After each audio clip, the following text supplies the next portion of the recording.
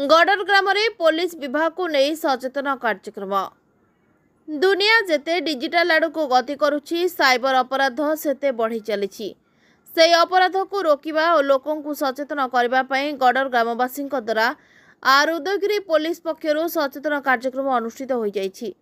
प्रत्येक रविवार भली एही रविवार मध्य ग्रामवासी द्वारा एही सचेतन कार्यक्रम पुलिस विभाग को नहीं साइबर अपराध उपरे सचेतन कार्यक्रम होइतिला। मुख्य अतिथि भावे आर उदयगिरी थाना सब इन्स्पेक्टर सुनील कुमार सेठी, बाबुला राउल, एएसआई तारिणी पाढ़ी, आईनजीवी दुर्योधन कराड़, मोहना प्रेस क्लबर समस्त सदस्य माने, कुनी वैज्ञानिक समीर प्रधान उपस्थित रही सचेतन कार्यक्रम को साफल्य करथिले।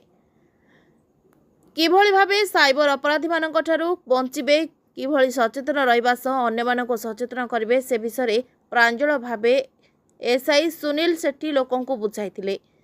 एपटे आईनजीवी कराड़ मध्य साइबर ठकामीर शिकार हेले कौन करेंगे आ सेथिलागि आईन कौन रही लोकों को बुझाइथिले। परिशेष में कुनी वैज्ञानिक समीर उद्भावन करथिबा जिनिस गुड़िक लोकमानंक लागि किपरि कामरे आसिबो ताहाकु संपूर्ण भाव में वर्णना करथिले।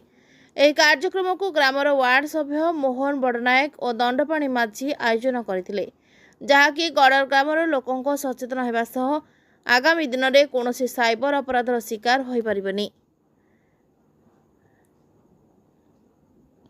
गजपति जिलूर मनोज कुमार पाढ़ी रिपोर्ट, ओडिशा डिजिटल।